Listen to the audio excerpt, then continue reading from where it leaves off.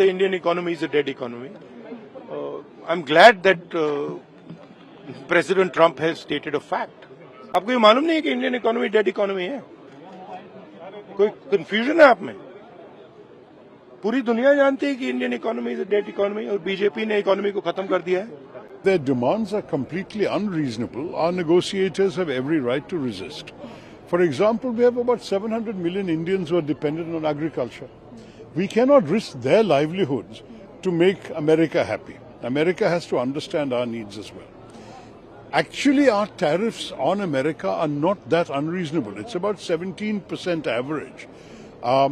And American goods are not priced that competitively that they can sell so much in the Indian market.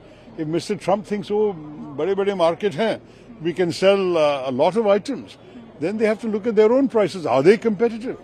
Most of the things they want to sell us as manufactured goods are cheaper from other suppliers.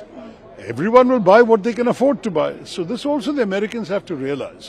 I do believe the American stand has not been totally reasonable. Trump का ये कहना कि भारत और रूस की economy dead है, एकदम गलत बात है।